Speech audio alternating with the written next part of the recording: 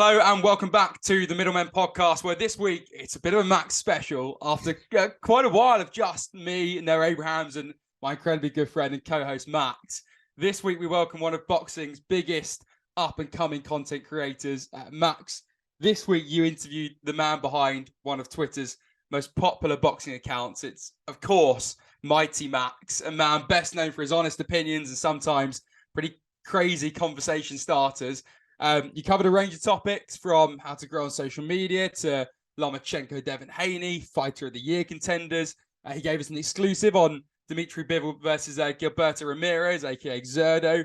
I think that's tomorrow night. And Max, he gave us his views on the situation between Errol Spence and Terence Crawford, including the David Avanesian fight. So before we jump into the chat, there were points where he inspired me. He had me shouting at the screen. He really got me thinking, and I'm gutted I couldn't be there. I was on pre-game press conference duties for BBC Radio Derby, so I had to go down to Derby County's training ground in Moor Farm, and I'm really gutted I missed the interview.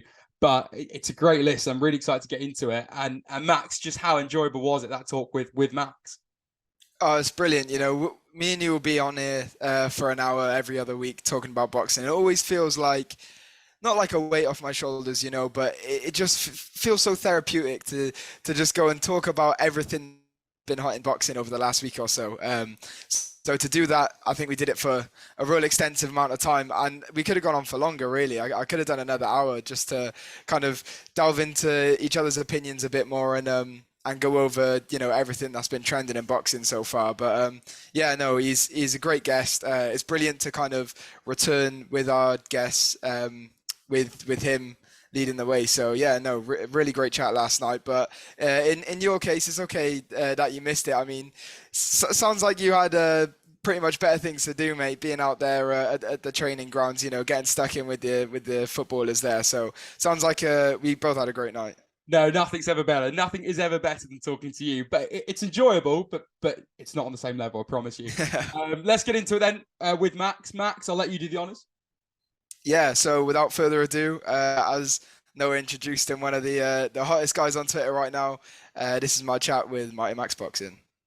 I am joined with our first guest in months. Honestly, it's been a hard process trying to get a guest, but I'm joined by none other than MightyMax Boxing, as he goes by on Twitter. One of the most charismatic, I like to think, one of the most outspoken, and one of the youngest guys on boxing Twitter. You know, you got a few guys, a few older guys who like to share their opinions, but Max comes in with some fresh ones. So Max, how you doing? How you feeling today? I'm doing well, man. Thank you so much for having me on. It's an honor, and thank you so much for the compliments. I'm excited to talk boxing with you, and once again, much appreciated for you having me on. No worries, mate. Yeah, you have this always seems like so eager to with boxing, you know. You seem so passionate whenever I'm looking at your tweets on my phone. I just wanted to figure out, because you're only 17 now, right? So yeah, how long has boxing kind of been that passion for you? Because I started off about 9 years old. So when did it kind of really take off for you, and how long have you really been committed to this sport? Well, I got into boxing in May of 2012. So I was 6. I was about to be 7. My mom showed me a fight. She showed me a card. It was Canelo and Mosley and Floyd and Cotto. And ever since then, I just kept, my mom, apparently, because it was so long ago, I don't remember details. She told me that I just kept talking about those fights, and I was just so into them and so into the sport in general. And she just kept showing me fights, and I kept watching. And since then, I've just been continuing to get more and more into it. I made a YouTube channel in August of 2015. I made a Twitter account a long time ago, but I didn't actually start tweeting until near the end of 2020. So I've grown quite quickly on Twitter, especially compared to YouTube. And yeah, that's basically how I've gotten into the sport. Yeah, I see some of your tweets, you know, you're kind of plugging your YouTube and sharing predictions for the fights. Like, your content's great on there too. But with the rise on Twitter, how did that come about? Was it just because I'd say, you know, you're really consistent on there. So how did it come about, and how is it kind of dealing with so much interaction on there with certain tweets? You know, it's kind of interesting because my rise on Twitter was, honestly, I really didn't expect it the way it's gone, because honestly, I started a little quicker than the average person on boxing Twitter, but not much. And then I had this debate in July of 2021 against a man named Checkmate Boxing on this Knockouts of Nika YouTube channel, where basically I called this guy out for debate. I completely clowned him, completely roasted him before the debate. So I'm talking all this trash ahead of time of the debate, and this is a guy no one likes in general. Not even to disrespect him. It's just it's pretty known fact. So we debate, and I completely cooked him badly. So there was about 2,000 viewers for that debate. I wasn't even the main debate of that video, but when I was debating him, that video got a lot of views, and I didn't just beat him. I crushed him really badly. The chat was spamming. It was crazy. And this is me, 15, 16 years old against a grown man, and I dominated him. And I gained maybe 300, 400 followers from that. I had 700 prior, and I got like over 1,000 after that. And since then, it's more just been, I don't know how to describe it. I feel like it's just been a steady rise since then. I still remember each milestone I had. So I hit 1,000 followers August 25th, 2021. I hit 2,000 on January 6th. I hit 3,000 on April 2nd. I hit 4,000 on May 20th, 5,000 July 24th, and 6,000 October 1st. We're getting kind of close to 7,000 already. So it's just been more of a consistent rise. There's many, I don't really know exactly what my format. I feel like the reason I have grown so quickly is because I just say what I'm thinking. A lot of people don't just say what they're thinking on Twitter. They make these long tweets, overthought tweets, and I just put something very simple. I'll just say Triple G beats Andre Ward in their prime. Something super simple, and it'll get lots of engagement, lots of likes, and lots of viewership overall. Would you say then, for anyone kind of looking to grow on social media with boxing content, would your advice just to be to jump on debates and cook these guys then? I feel like bait tweets and basically bait tweets, people always say I bait with my tweets. It's not that I bait, because I say what I believe in all of my tweets. It's just I say what and not everyone's willing to say. So I'll have a bold take that not everyone will agree with. And most people, if they had that same take, they wouldn't make that take public. They wouldn't have the guts to actually tell people that's what they're thinking. I'll tell people exactly what I'm thinking. I will usually post a picture with my tweets, because for some reason pictures get really good engagement. And I will just stay consistent. Also, it's a really good tip to do is to make tweets about fighters when they're trending. So say this week we got Dimitri Bivol. Make tweets about Dimitri Bivol. Maybe make something. I haven't even done this yet, but I may do it after this video. Dimitri Bivol versus Andre Ward, prime versus prime, who wins? There's a lot of methods that people don't realize. When a fighter's trending, first of all, they're trending on Twitter, so there's a whole trending page for that fighter. People scroll for that fighter, and they see tweets with that fighter's name involved. If a fighter is fighting on Fight Week, make sure to make a few tweets about them as well. There's many ways to grow on Twitter. It's so in-depth. I feel like that's kind of refreshing to see as well, because as you said, people either come up with these, I don't want to say like PR plan, but kind of really overthought. I can even get like a bit extensive sometimes with my tweets, but other times there'll be like bait tweets where that's not even somebody's opinion. Exactly. I believe everything I say. Yeah. And here's the thing. It's not that there's an issue of having a deep opinion of it. I'm exactly like that. But when I first started Twitter, I used to make those type of tweets and I got nothing. That you got to remember, in our society in 2022, people have extremely, extremely short attention spans. You have to catch their attention right away. That's what my tweets have been doing for well over a year now. And that's why my account keeps growing. Exactly. And, as much as I'm a fan of your stuff, even I don't agree with you on everything. Of course, so that's completely fine. Of course. Exactly. That's what it's all about. Being polarizing in that degree and just kind of having that, keeping that opinion going, and kind of reinforcing what you think about one thing, but then like a whole different load of topics within boxing as well. And exactly. Speaking of, I want to get into our first one. One of the many hot topics over this week, not necessarily, I mean, there's been some topics that haven't been, trending for the right reasons, but I feel like this is a healthy discussion regarding Vasily Lomachenko and Devin Haney. Lomachenko coming off a very hard-fought win, one people were probably not expecting him to have to dig as deep as he actually did for. And before, going into this fight with Jermaine Ortiz, there was all this talk about Devin Haney and why Lomachenko is still in the top 10 pound for pound in the Ring magazine, although Haney hasn't been recognized as that. And then, that kind of boiled into the ring actually after Lomachenko's fight, where Haney went in there, I think, for the post-fight press conference, the post-fight interview. So that's looking like a potential next fight. I just wanted to get your views on that kind of Lomachenko-Haney debate and how you see it turning into a fight later on. It's very interesting because my views on this fight have changed quite clearly, specifically after the Ortiz fight, because after the Nakatani and the Comey fights, my opinion was pretty set still. But after this fight, a lot of my opinions have changed. Now, I was never a guy who accused Loma of ducking Haney. I don't know where that came from. I think that was completely incorrect. You can't duck a mandatory to fight a champion, right? That doesn't make any sense. But anyways, I was picking Loma to win for a very long time, and I was never confident that he would dominate Haney. I always said it'd be a close decision. Even when Haney was on the rise, I knew this would be a tough fight for Loma. At this stage, I'm picking Devin to win. Straight up, I'm picking Devin. I made a tweet pretty recently. Loma, his feet have slowed down. He's a punch. He has good power, 135. He doesn't have the power to really affect Haney, in my opinion, unless he really lands barrage of shots. His defense has definitely gotten worse. It's gotten more leaky as Ortiz was having a lot of success offensively, much more than I expected him to. And his reflexes aren't all there, as well as he's also a lot smaller than Haney. Haney's on the rise. Haney's looking better and better every fight. I feel like the logical pick for me would be Haney 8-4-7-5. Now, is he a better fighter than Loma? Not in his prime, in my opinion. We don't know how good a prime Haney will be, but a current Haney versus a prime Loma, that's a different discussion. But in 2022, I think Haney would edge out Loma 8-4-7-5. And I'm a Loma fan, so I don't want anyone saying, oh, I'm biased. No, I like Loma a lot more than Devin, but you got to look at boxing objectively, and Haney would defeat Loma, in my opinion, right now.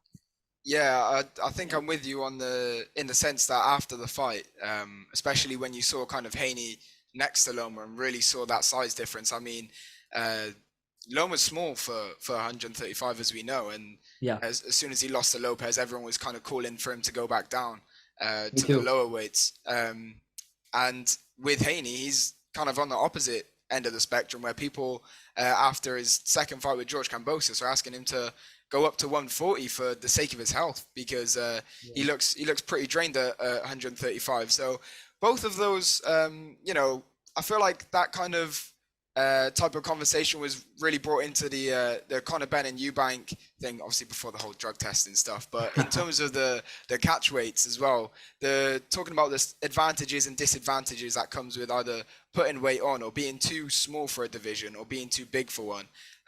But I think, Haney looks to really have the advantage over Loma at 135 there.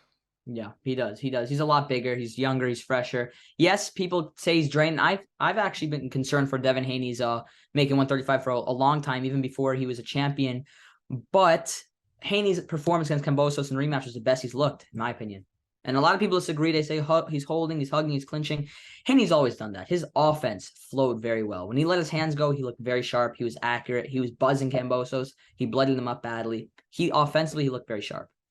Yeah, and with that rematch, actually, I think it's done more benefits for Haney than I thought it would do, because I thought, look, he dominated him in the first fight. We don't need this. These rematch clause type of things are something that's ruining boxing. I was kind of fed up with it. But to be fair, I feel like Haney's stock has risen since that fight. And as you said, he might have just put on the performance of his career there.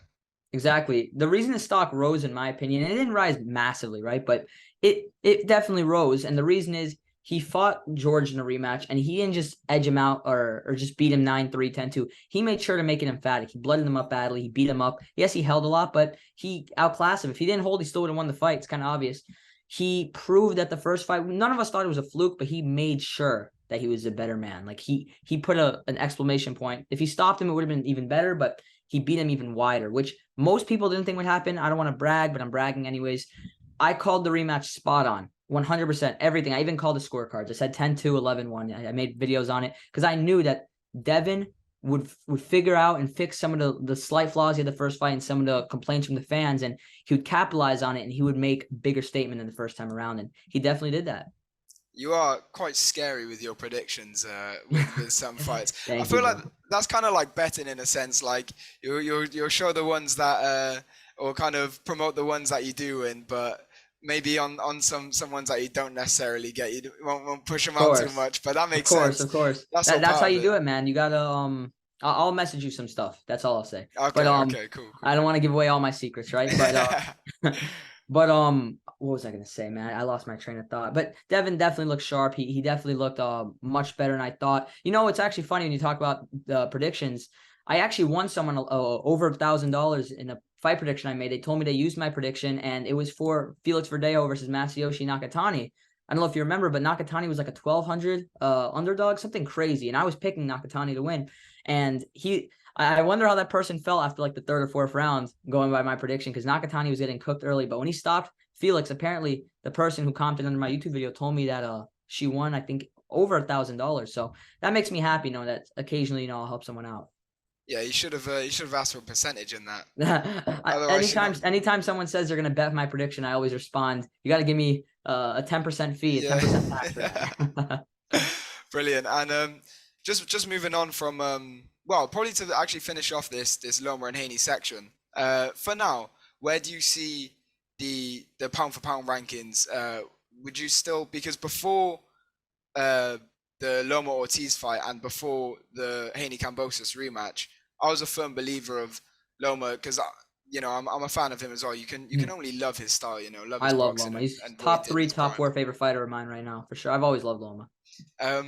So I always was like kind of on the ring side in the sense, I don't want to like say his sides like there's fighting, but you know there's people with divisive opinions here. For sure. And I thought that Loma still deserved to be in the top 10 because I think, you know, people can call it Lopez's leftovers, whatever. He fought the guys that were in front of him impressively in with Nakatani and Komi before this Ortiz fight. So I thought he's still cemented, although, you know, near the kind of higher ends of the list in terms of like 8, 9, 10 around there. But I thought, you know, Haney might still have a bit of work to do. But I think now that time's gone on a little bit, there's a much bigger case for Haney and probably a lesser case for Loma now. Yeah, I actually, surprisingly, because a lot of people disagree with me, I've had Haney top 10 pound for pound after the first George win, because my criteria is if you're undisputed, you're on my pound for pound list, and no matter who it is, it could be Deontay Wilder, it could be anyone, Canelo, who I don't like, but you got to acknowledge, no matter who it is, if they're undisputed, I put them on my pound for pound list, and I had Devin on my pound for pound list, even though at the time I thought Loma would win, and I liked him more, but the reason I actually don't have Loma on my pound for pound list, and it has nothing to do with the Ortiz fight. What I think it is say Loma lost to, say, Josh Taylor instead of Teofimo Lopez, right? He moved up to 140, lost to Josh Taylor, and then he fought Komi Nakatani. He would still be on the pound for pound list because he didn't really have to prove too much after losing to a guy like Josh Taylor. He's not really supposed to beat Josh Taylor, but he lost to a guy that he was supposed to beat. And yes, he had some decent wins when he came back, but he didn't really do the type of statement and have the type of comeback necessary to really recapture what he had previously. I mean, he lost to a really good fighter in Teofimo, but a young and experienced fighter and an underdog. When you lose to a guy that you're supposed to beat, you need to come back with vengeance. And yes, he looked great against Nakatani and great against Komi, not so much against Ortiz. He needed to have a little more momentum after that loss. And I feel like it's taken him too long to really rebuild on what he had previously. So after a while, I'm like, I got to, especially these guys like Better Biev and Haney and all these other guys, Dimitri Bivol, all coming out of nowhere to the pound for pound list, you got to start kicking some guys out. And I took Loma out of mine. He was one of the fighters I took out. Oh, that's fair enough. And if this Loma Haney fight does get made, I think, well, I know that will be the one that kind of cements which person really does belong in that in that top 10. And you said something interesting there, as you mentioned, Canelo, saying that you said you're a fan of Loma, but not necessarily a fan of Canelo. I'm different in that sense, I think, because my favorite fighter has always been Floyd Mayweather. So since Canelo fought him, I've always rated him and followed Canelo's career closely since then. So what is it that you're not necessarily a fan of then? It's interesting, and very few people knows. People on YouTube know this, but people on Twitter don't. You know, Canelo used to be one of my favorite fighters, like top 2, not top 5, not top 10, top 2. I'd say the turning point is when he fought Amir Khan. That's when I really changed. And the biggest reason that I don't like Canelo is because I'm a Triple G guy. That's my favorite fighter of all time. So it's obvious. But I actually tried to like Canelo. You know what I mean? I like him a little more after his third fight of Triple G because it was kind of bittersweet. It's really weird because Triple G lost, and I still like Canelo more than I did previously. But Canelo's diva tactics with the Triple G fight when Triple G was younger and the way he prolonged the fight. And I don't really care about the steroid thing. People love bringing that up, but I don't really care about it that much. But the fact that he lost both fights, in my opinion, definitely the first one, no one can really argue. The second one, I definitely thought Triple G won, but a lot of people disagree with that one. I feel he went 0-2 against Triple G. Now he's 1-2, but that's a different discussion. I feel he went 0-2 against Triple G. He just did a lot of diva stuff. He talked a lot, way too much for my liking, and I really started to get a distaste for Canelo. And it's weird because after he beat Miguel Cotto, I was a massive Canelo fan. Like, I was actually struggling between who I liked more between Triple G and Canelo. No one really knows that I was a huge Canelo Alvarez fan at one point. My first fight I ever watched was a Canelo fight. Oh, yeah, of course. So, yeah, Mosley. Wow, yeah. I mean, the fact that you said you were like 6 years old at that time in 2012 is Crazy, just right? like mad to me. It makes me I feel. know. I know. I was in I think it was the end of first grade. That's crazy. It's Yeah, crazy in hindsight because I actually really I don't know why, but I just gravitated towards the whole sport. Not just them fighting in general, but like the statistics, the trunks that they'd wear, like the different colored shorts they'd wear, you know, what else? The 24/7s HBO did. Honestly, if I didn't have HBO and I just watched Showtime boxing when I was younger, I don't know if I would have gotten into boxing the way I did because HBO's presentation was so well done, it could capture anyone. yeah, and I'm British, so I didn't even get to see as kind of much as the Americans did in terms of access with HBO, but so much of their stuff It was awesome. It I've was seen. awesome, bro. Where in the UK do you reside, bro? I live in Wales. Wales. That's actually Yeah, pretty yeah, cool, man. yeah. Not the most common answer, but I respect it for sure, Yeah, man. there's like it's normally London or like Birmingham, some of the big ones, but I've been around everywhere. So I was like kind of born in Bristol, which is a city down south, Mhm. and I've just kind of bounced around the south all my life and moved to Wales about 2009. It's pretty Um, cool, man. yeah, so yes, it's been a whole journey, but this is where I found my love for boxing. 10 minutes down the road, down Roos ABC, coached by Michael Smythe, who actually beat Joe Calzaghe in the amateurs. Wow. Yeah, that's the That's claim to actually fame. awesome, man. That's um, actually really cool, man. but yeah, so but this is what is great about our sport is that globally, Yeah, everyone around it knows the same people, the of same course. fighters, and bring all these different opinions, and or even share the same opinions about these topics. But Mhm. of course, if Golovkin's going to be your favorite fighter, then it's Yeah, hard exactly. to it's It's hard to hard to rate like Canelo. both. Now, Yeah, normally when there's two fighters and they have a rivalry, I can like both at the same time. But if you like a fighter that much, same thing with Crawford Spence. I'm a big Crawford fan, so I can't really like Spence like that. But if I like both of them similarly prior and neither of them I am too connected to, then I could end up being a fan of both fighters. I can't think of any massive rivalries, but like better Biev and Bivol, right? I mean, if they fight, I'm a fan of both guys. Uh, yeah, you gotta love that because that's just undisputed. But both those guys are kind of hard to dislike, Oh, I really. don't know. It's crazy to dislike them. And I was actually at Better BF's fight against Joe Smith. It was awesome. It was so Yeah, cool. I thought it'd but be a war, and it was kind of cool because I was in New York, and everyone except for me and a few other people were rooting for Joe Smith. They're all cheering Joe Smith on, and Better BF just walked through him in 2 rounds. It was crazy. I was not expecting. I didn't think it was necessarily a 50-50 fight but the fact that it's a unification, Yeah, you think that there's going to be a lot of competition there. Better be a just lot. wiped the floor with And him. and, and the crazy part is I was picking Better BF by fifth round knockout, and people were saying to me, "Wow, you think he's gonna do that easy? Wow, you're crazy." People were actually clowning me for saying fifth round, and he ended up taking him out in 2 rounds. It's So crazy. yeah, that's He really another outdid. that's another prediction right there that kind of must have impressed people. But just Thank you. moving on, we mentioned Bivol there, and we've mentioned Haney, two guys who've had Mhm. unbelievable years with their victories. And this has been another thing that's been debated around Twitter and just around kind of boxing socials this past couple of weeks as we near the end of 2022.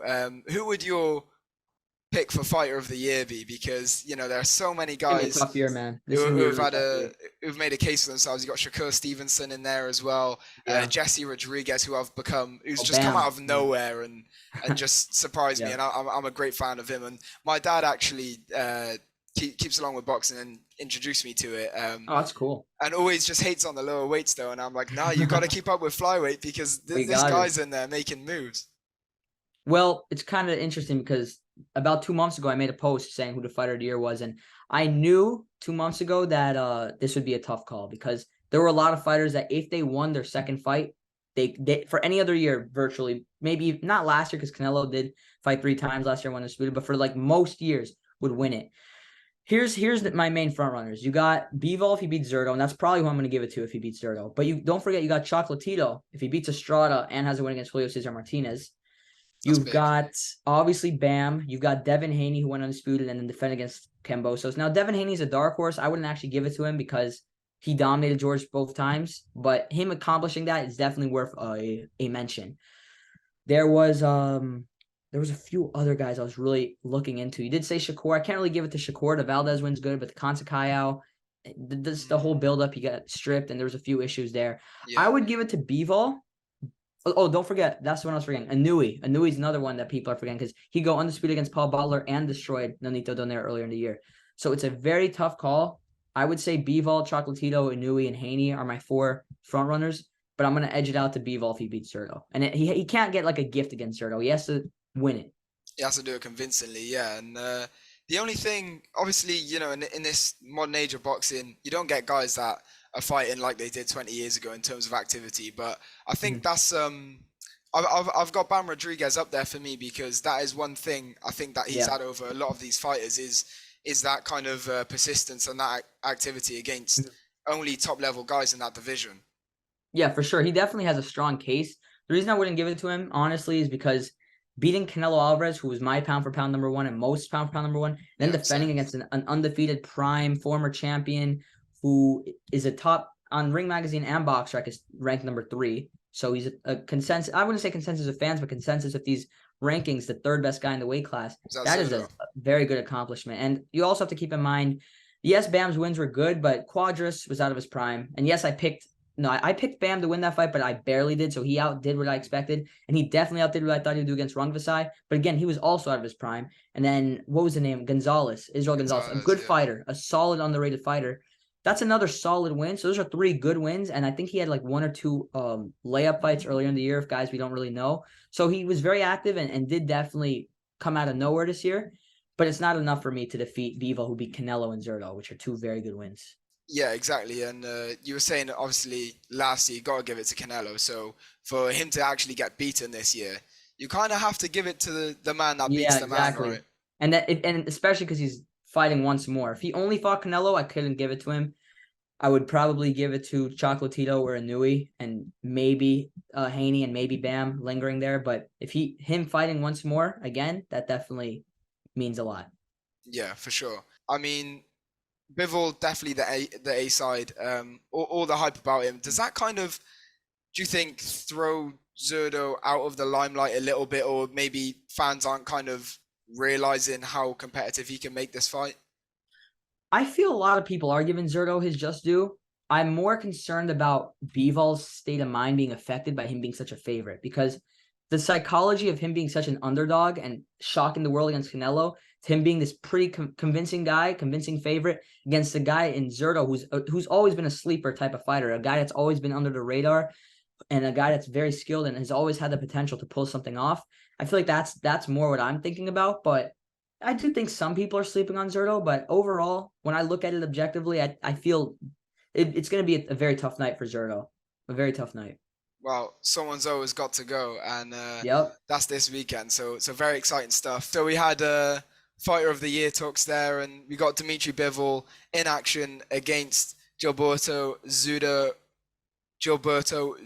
Ramirez on the weekend. Max, obviously, you know, we've spoken a little bit about your predictions in the past. Not to sneak some content out of you right now, but can we get a little exclusive prediction on this one for the weekend? For Bivol and Zurdo? Yeah, sure. I made my post on YouTube. I'm gonna make one on Twitter the day of, but I can definitely tell you. So what I think is gonna happen, it's hard to, this is a weird fight when it comes to giving like how the fight will play out, like who will start strong, who will end strong. But what I see happening in a nutshell is feel Bivol will just have the more accurate work, the better work rate, the better volume. And I think Zurdo will definitely keep it competitive. And I do see him giving a better fight than Canelo, but I see it being an 8-4, 9-3 decision win for Dimitri Bivol. He's going to outbox him, the better jab. He's going to throw some nice combinations. And Zurdo, I think, is going to be a little gun shy throughout the fight. He'll make it tough. He will use some physicality, and he'll definitely win rounds, but he won't do enough to get the decision. 8-4, 9-3 for Dimitri Bivol. Yeah, I think it's going to be another convincing win.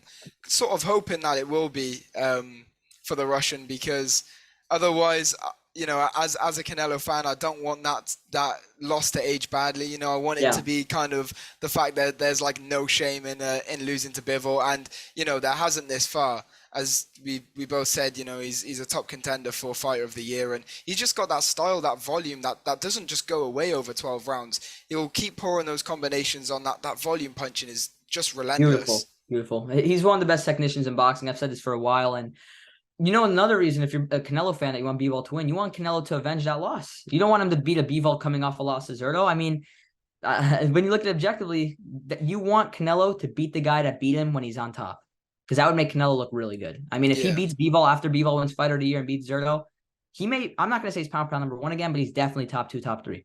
Yeah, I really can't see. I wouldn't even see the point in a rematch. I feel like it's a waste of time in Canelo's career. I feel like he needs to stick at 168 and not right any wrongs, because, you know, he's perfect in that division as so far, but there are so many names. Not so many, but there are, you know, 2 or 3 important names. You got Benavidez, you got Charlo, you got Andre, you got a few guys, specifically Benavidez, but I don't think Canelo beats Benavidez anymore. That's another prediction that I've changed. I used to think Canelo would beat Benavidez. I don't think so, man. I don't like how Canelo gets tired. Benavidez is so much bigger, hungrier, such great work rate, volume, good chin, good power, fresher. Canelo moving down in weight. I think it's a perfect storm for Benavidez to beat him. I remember actually seeing that tweet and I was like, oh, really? He's going with Benavidez over there. But yeah, for the longest, I was picking Canelo. Yeah. I think a lot of people are either changing their mind or stuck with Benavidez from the start. Obviously, Canelo would still be the favorite, but I mean, there's a lot to like about Benavidez. I just kind of still have that, like watching a prime Roy Jones, that kind of buying into that invincibility, especially at that weight. You know, I'm kind of just thinking, who is out there that can stop this guy? But Benavidez, like Bivol, does have that volume, as you were saying. He does have that fast hands that don't stop coming at you. So I think the one thing that Canelo is struggling with, you said, you know, his tank isn't as full as it might have used to be, going over 12 rounds now. But in the Bivol fight, the problem for me was the adjustments. No adjustments were being made, and this is what the top guys do. You saw my favorite example of adjustments in a fight is, well, you could throw Corrales Castillo in there. One just came to mind there, but also Mayweather against Cotto. You know, this is second fight I ever saw, by the way. Yeah, amazing. Yeah, you got to be a big fan of Cotto, because I swear he keeps popping up in these early days. Well, I do like Cotto. My mom was a big Cotto guy. You know, it's funny. This is gonna sound crazy. I was rooting for Canelo and picking Canelo to beat Cotto when they fought. Yeah, and he was. It's been so long now, but I'm sure he was the underdog going into that one, was he? You know, I think betting wise, Canelo's a favorite, but I remember because I was watching. This is when I first made my channel like 2-3 months ago. I was watching all the predictions, and most people were picking Cotto. I was a little surprised. I was a little nervous for Canelo because a lot of people thought Cotto would pull it off. They were falling into he's a Freddie Roach now. He just knocked out Daniel Geale, a Triple G leftover, by the way, that only Cotto gets credit for stopping. Yeah, very true. And there are a couple of names on Golovkin's record like that kind of just get no credit. Yeah, Macklin, Murray, Monroe, Lemieux, guys that other fighters, when they get credit, and when they beat him less convincingly, like when Billy Joe beat Lemieux, nowhere near as convincingly as Triple G did, he got so much praise. Now when Triple G battered him, busted him up, and stopped him, he got some credit early on, but no one really credits him anymore. No one when they bring up his wins, they're like, he beat Lemieux, you know? Yeah, no, I hear that for sure. And you know, as we were talking about Cotto, someone who was 147 pounds, that is where I want to be turning my or our attention to, because nice segue. Yeah, this is the this is the big one over the past 24 hours as such, as far as Twitter goes, because these guys have been going back and forth, but this has been something that's going on for years. Errol Spence, Terence Crawford, unless you want to put Crawford before Spence, these two guys, you know, this feels like this collision course should be imminent, but it doesn't look like it's that way anymore, and it's just highlighting what also the Ben and Eubank fight has, is just highlighting all the things that we dislike about boxing, all the bad things, the politics that comes with it. And look, these guys aren't young guys anymore. I think Spence is around 33 or 4, and Crawford just had his 35th birthday. So if it doesn't get made now, then it's going to be a serious problem, and it's something all of us wanted. So it almost feels like I'm speaking at a funeral, like talking about this fight, because I know it'd be sad to see it go. Yeah, this is a very draining topic for us. You know, it's for fans of the sport. What's really happened here is quite, I don't even want to say it's sad anymore. I actually think it's pretty embarrassing how this fight has really slipped from us. And it's a little disgusting if they never, I actually, at this point, if they fight, it's not even going to mean the same. It's already lost value. People don't want to actually say it. If this fight happened a year or two ago, it would have been a bigger, not even a bigger fight for fans, but just a better fight because Crawford was better a year or two ago. Spence may have even been better a year or two ago. Now, everyone's getting blamed for this. I've made a few tweets clowning Errol Spence a little bit because I am on Crawford's side and it gets me good engagement. I think if either fighter is to be blamed, and I'm not blaming either fighter fully, but Spence is more to blame than Crawford, in my opinion. This is a guy who said he'd rather take the easy road and fight Sean Porter. This is the guy that talks about other side of the street. This is the guy that's making all these crazy demands, 60-40, 60. Crawford's already taking less money. So if Errol has pretty much all of it in his favor, plus it's with his promoter on his network, all this, all that, and he still are trying to find reasons to screw over Crawford to in higher details. Things that fans don't really talk about, like guarantees and all that, but little things. They keep pushing and pushing and pushing. Can't be surprised when Crawford doesn't want to do it anymore. And it's funny how when Crawford, it's like these people are very fragile because Crawford announces he's fighting David Avanesian. They have a heart attack. The fight's off. Crawford has been out of the ring for a while. What do you want him to do? Wait till April or May, be out of the ring for 18 months, 19 months before fighting Errol Spence? An announcement was inevitable. I mean, it was quite comical, the reaction of people when he announced he was fighting Avanesian. What do you want him to do? Stay out of the ring for 18 and 19 months and fight an Errol Spence coming off fighting in April. I mean, he has to make a move, right? So I don't blame either. I think it's a mix of everything, but it's more Spence and Heyman than Crawford, in my opinion. Yeah, I think mentioning the tune-ups there, I think it's so poor to react in that way when a fight does fall through and then one of the fighters announces a tune-up. As you said, what else do you expect them to do? They're in full training, ready for a fight, potentially the fight of their lives. If that one's not there, then they're going to need a replacement. So I think it's so pointless to hate on that. And, Avanesian has ended up just getting a load of abuse just for choosing to fight for a world title. Like, I mean, it's crazy. But Avanesian, they're saying Spence is going to fight Thurman. I would pick Thurman to beat Avanesian, but he wouldn't dominate Avanesian. He'd struggle. That'd be a close fight for Thurman, and people are giving Avanesian too much disrespect. I mean, this is a guy who just stopped the top prospect and Josh Kelly destroyed him, is on a big streak of knockouts. He's not a great opponent. This won't help Crawford's pound for pound status, but there's a lot worse tune-ups Crawford could have chosen. Like when Spence fought Carlos Ocampo, if you want to get a quick example. It's very true. And as you said, Avanesian maybe not getting the credit he deserves, probably because he's not on that level. I mean, it's hard to be anywhere near Crawford's level with the things that he does in that ring. And the only one that can get near it is Spence. And it is really hard for us to kind of get that inside look on contracts and these legal obligations and what really goes on. We can only hazard guesses and use what information is out there to the public to see who is more in the wrong. And I like to say I'm a Spence fan. I think it normally stems from me being just being British and being patriotic. Just because Spence beat Kell Brook. I'm a fan of the guys that kind of beat my guys because I realize, that they're the top ones, and you want them to do good in that sense. Yeah. I see where you're coming from.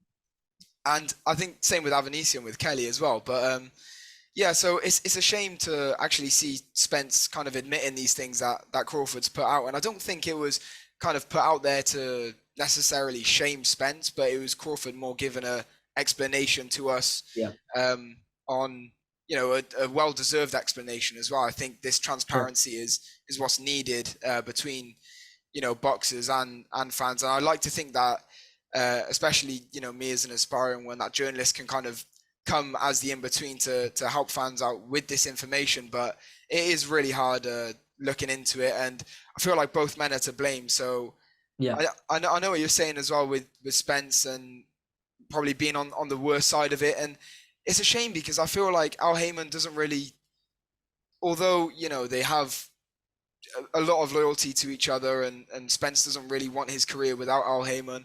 I feel like it could have just gone in so many better ways without him to a degree. Oh, for sure.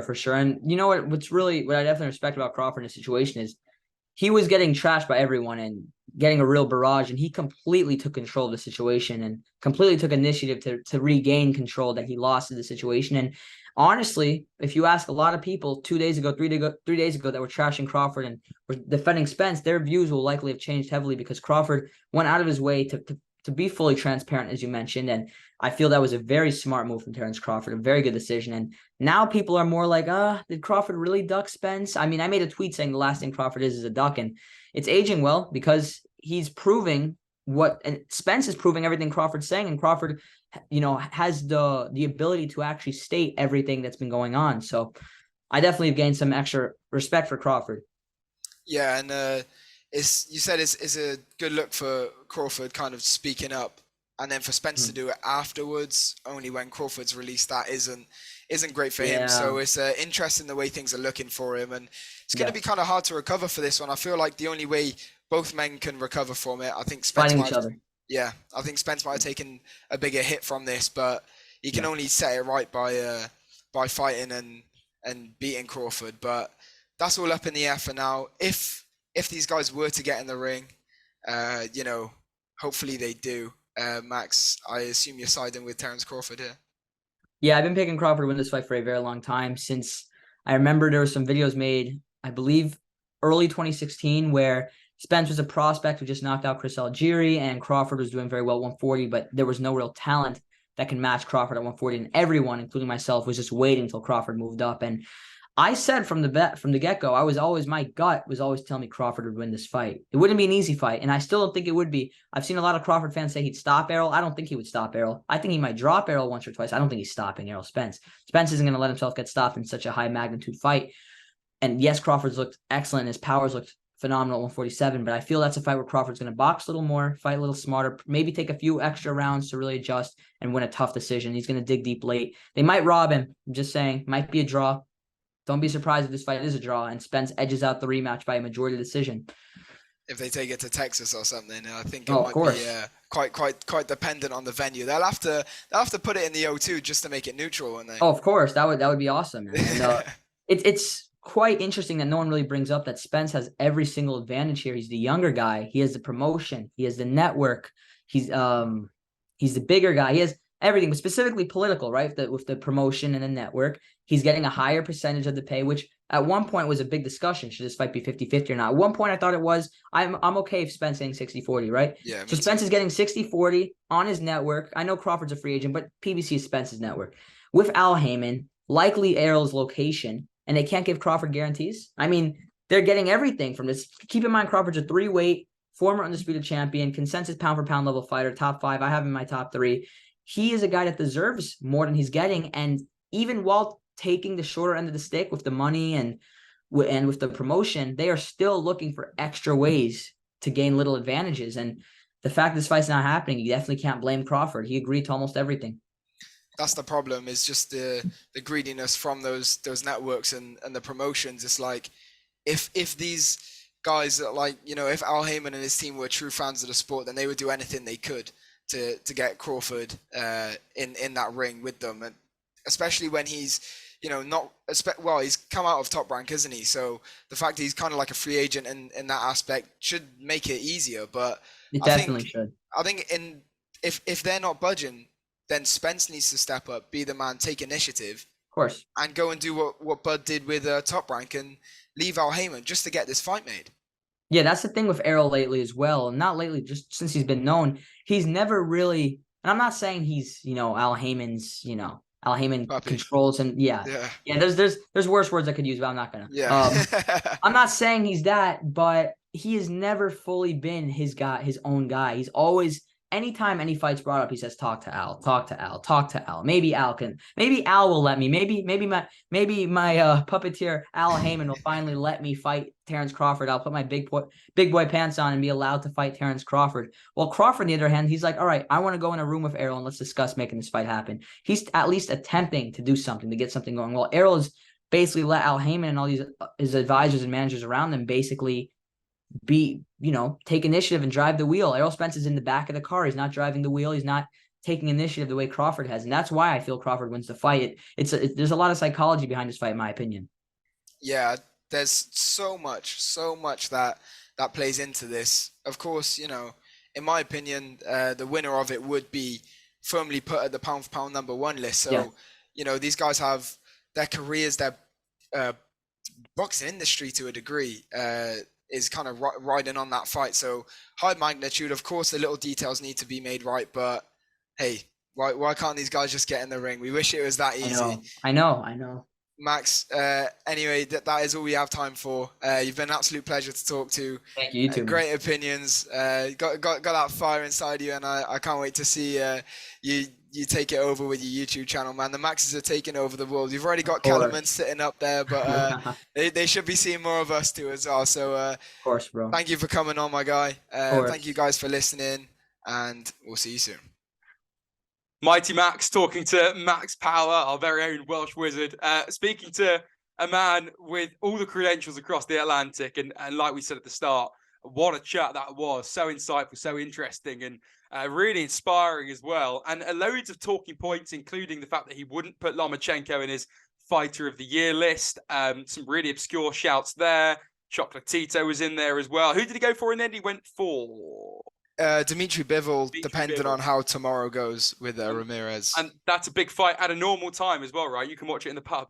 Yeah, I literally was just out the house a second ago and checked when it was, just like pretty much assuming that was going to be American hours. So an absolute delight when a fight is out the UK and it's in Dubai, because we know we can get it while we're still awake then.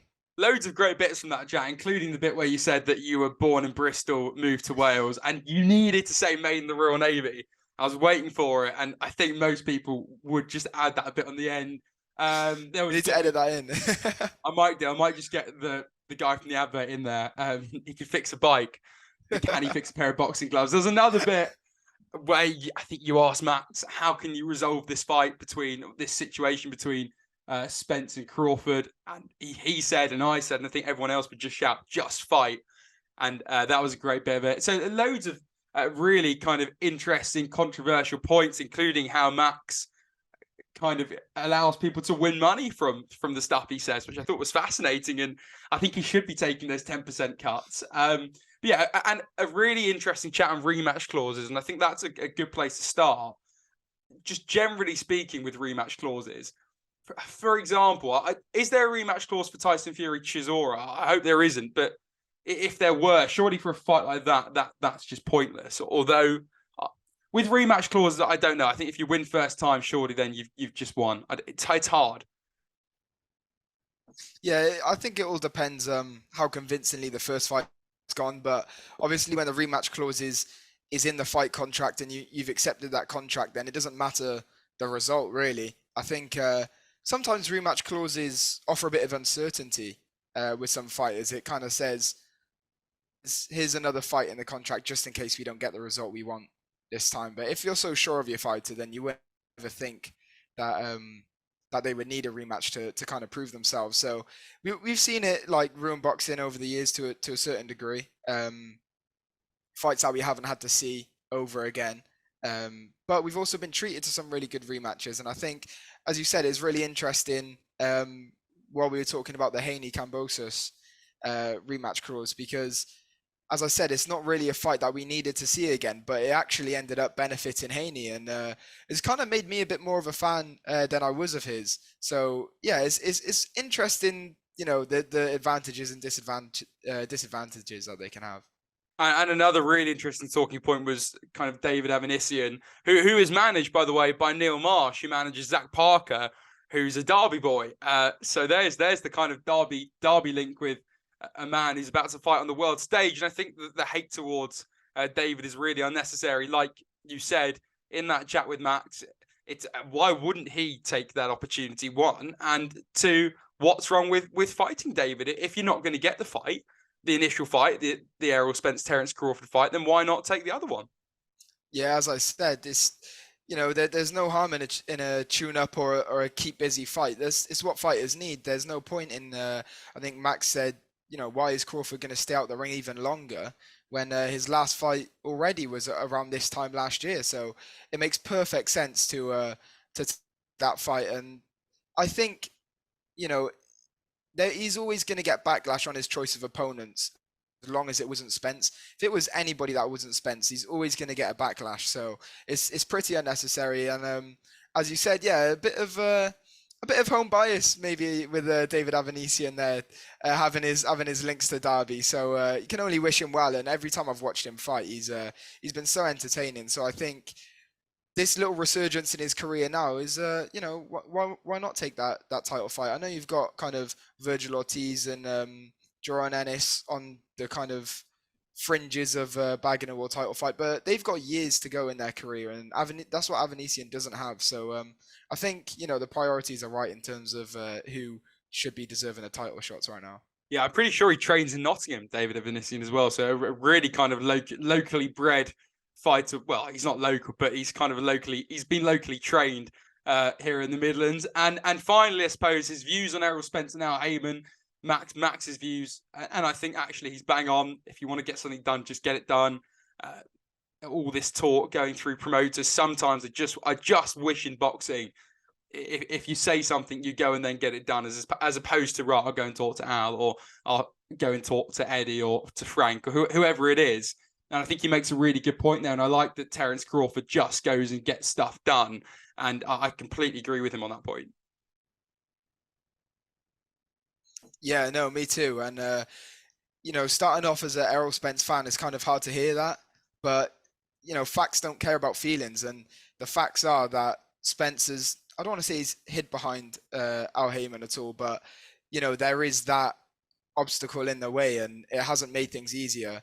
And I think, out of the two fighters, it has looked worse on Spence's end. So it's only fair enough that that's how many of the fans are going to perceive him from here on out. So the only way he can redeem himself with the people that have looked at him differently over the course of these events from 2 weeks to 2 years ago, he can only redeem himself by making the fight and really proving to people that look, Al Heyman doesn't get in the way of my career. I can do this. And I think that level of independence is needed with fighters nowadays. And we've learned from Max as well that an outspoken or a controversial opinion often does very well on social media. And that's how he's got to his 6K on Twitter and his 3.1K, I think, on YouTube. And that's just going to keep on growing. And I thought that was a really interesting part of your chat as well, where I think he's completely right. Sometimes I'm not promoting clickbait, but it is important in journalism sometimes. And I think Max has got it spot on. I think the balance that he's found has been really good. Yeah, exactly. You can't really hate on, as you said, don't want to say clickbait, but those kind of titles or those kind of posts that will lure you in, because that's what gets interaction. It gets people talking. Some people will agree and other people will. When it gets that kind of engagement with other fans, there's absolutely no problem in that. But I think that was a good, interesting part of the conversation, because we weren't just talking boxing the whole time. It was nice to actually kind of peel back the layers to who this guy really is behind Twitter, and see this 17-year-old American kid for how he kind of got to where he got on social media. So it was interesting to kind of hear from his personal experiences as well. As he was saying about getting into boxing in like 2012 and stuff. So that's what I'm glad we kind of got to talk about, as well as the topics that we covered. It's unreal. At 17 years old, the knowledge he has, the kind of the mature head and his shoulders that he has. He's so beyond his years in terms of his maturity, and I thought he was just brilliant, and a real credit to boxing and American kind of punditry as well. So really enjoyed having Max on. And Max, thank you so much again for coming on. And I think that wraps up this week's Middlemen podcast. But what a pleasure to have a guest on MightyMax Boxing. Go follow him on on Twitter, and you subscribe to him on YouTube. And Max, as always, thank you. I thank you this week, because you really carried it. Yeah, no, of course, mate. It's just a shame we can get you into that conversation, but he's free to come back anytime he likes. We'll have to have him on in the future, and then you can join us. We might even be live at that point, so it'll be great to kind of have a conversation with all three of us. But thank you guys for listening. As you said, no, it was great to have a insightful, different kind of character on to what everyone's been used to the past few months. And great to have somebody of different culture as well. Have an American guy on. A lot of our guys, I know when we started this podcast, we had the GB athletes on. So to bring in somebody a bit of a different accent, bit of a different perception on life, man, it's great. So thank you guys for listening, and we'll be back with you soon.